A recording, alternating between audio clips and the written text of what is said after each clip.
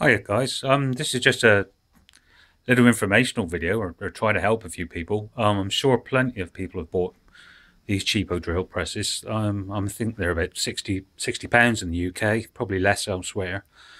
I'm sure it's Chinese made, not that I found a country of origin on it. I didn't buy it new. I bought it secondhand from a lady who was selling off her husband's tools because he'd passed away. And I think he used this for model making. And I'm pretty sure his wife said he bought it in France. But hey, it's not a bad press, and I'm just using it for doing little jobs, mostly wood. It's got like 5 speeds on it and a 350-watt motor, and it's okay. You know, I'm not cracking on to be a brilliant tool reviewer or even saying this is a brilliant tool, but it's okay. It does what I want it to do. I think Silverline do a drill press that's very similar to this. And it is what it is, really. I'm not saying it's great quality, it's not, but it's okay. It does what I want. So anyway, to the point of this video, I've been using it happily for a couple of months, and it's been fine. But I tightened up the other day on a hole saw in the chuck. I mean, it's a Jacobs chuck. There we are. That's what was on it. And one of the fingers of the chuck broke off, which was blooming awkward.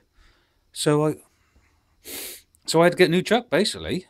To get the chuck off was a learning experience, but I've since discovered it was a tapered fit, and I managed to get it off by basically holding this with a pair of Stilsons, which chewed up the outside a bit, really, but it's not very good. It's broke anyway, so it didn't really matter. I'm not going to break it anymore. And basically, I held onto the top pulley with my hand and pulled these things with the Stilsons because I thought it was would be like an ordinary drill chuck. I thought there'd be there'd screw in it and it'd be left-handed thread, but obviously not. And I've since discovered differently. So I got it off, all right. I mean, it's a shame really, because I mean I've got a spare chuck here, which is the right sort of size, but obviously it's a drill chuck, and it's threaded, but this thing's not. It's got a taper fit on it. But anyway, got that far, got the chuck off, and as I say, I use some Stilsons. As you can see, it's a tapered fit there. I managed to turn it and get it off, and the taper seems okay. I mean, I haven't managed to gouge it up or scatter it around, so hopefully it should be all right. I'll clean it off in a minute, get any slimy stuff off. But found a replacement. I mean, eBay's the place to find everything, isn't it? And I was quite chuffed with it, really.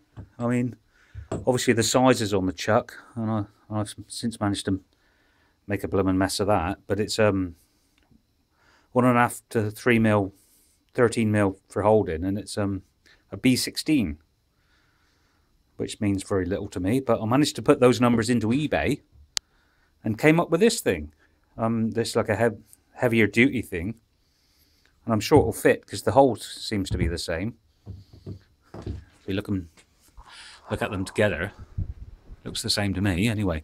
But I haven't tried to fit it yet. I'm going to clean it up first and get any greasy muck off before I try and put it on. But it's a lovely thing, or it seems like a lovely thing. I suppose my opinion might change, but it's same sort of thing, 1 to 13 mil, and it's a B16, and it's obviously it's Chinese. But, you know, I mean, lots of things are made in China now, and some of them are quite serviceable. It's not all rubbish just because it comes from China. Some of the stuff's okay. I mean, I've got a little Chinese motorbike, which is quite cool, really, and ideal for running around on. Anyway, to the point. I've got a new chuck for it. I think on eBay it was like $9.99 including carriage. Couldn't even look at buying a chuck from any European manufacturer for that. Probably cost more than that to have it shipped to you. So, you know, for the money, I'm delighted with it. So I'll pause the video now, clean the thing up and get it fitted, and give you some impressions once that's done. Well then, welcome back. That was relatively painless. I thought it was going to be a real hassle to do, but it wasn't. I mean, basically all I did was clean up the chuck, inside of the chuck itself, and the actual taper on the drill, with a bit of brake cleaner and rag, obviously, and lined it up as carefully as I could, and gave it a gentle tap. Well, more of a whack with this one, but obviously if you see where the drill bed and everything is, there wasn't much room to have a swing at it, so it was a gentle-ish tap. seems to be working fine. I mean, it may drop off, and if it does, I'll probably have to bang it back on. But I drilled a couple of holes, and it seems fine. So I'm hoping that I've solved the problem for an eBay $9.99 part, which is probably as much as I'd want to spend on this drill press, really. Because, as I say, I bought it second hand for 30 quid. So I'm never going to spend a fortune on it, sorting it out. But I think it'll be fine now. I mean, I don't use it for any heavy duty sort of stuff. I mean, basically, I use it for, like cutting holes and that. Those are a couple of budgie nesting boxes that I've made. But it was just, that's basically the uses it gets. It doesn't drill a great deal. Anyway, so I'll give you a 360 of my shed, because I know whenever I see how to fix things videos on YouTube, I'm always fascinated by what guys got in their shed. So, I mean, perhaps I'll do a shed tour or something like that if I get into making videos. But it was just the first time, really. And I wanted to put up the information about that drill press, because I couldn't find nothing on eBay. Not eBay, get it right. I couldn't find nothing on YouTube about it. I did find a few things, but nothing how to specifically do this one. So hopefully that'll help people when they can do it. See, this makes me die, really.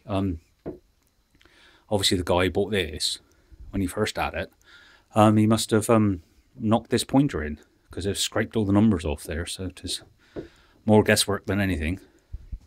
Not that that really matters, I suppose. I can always set the depth with these screws here. So, well, right, guys. I've waffled enough. Oh, if you've got one of these presses and the chuck goes wrong, well, hopefully this will sort it out for you. The part is easy to find. Remember, it's a B16, which I would imagine describes that taper there.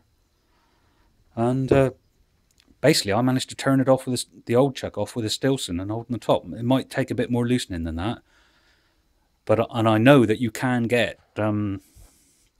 little wedges that slide together under there. You put one in from each side and you bang them together, and it'll separate the chuck off. So basically, it's just a push fit, even though it might be quite tight. Anyway, guys, see you again.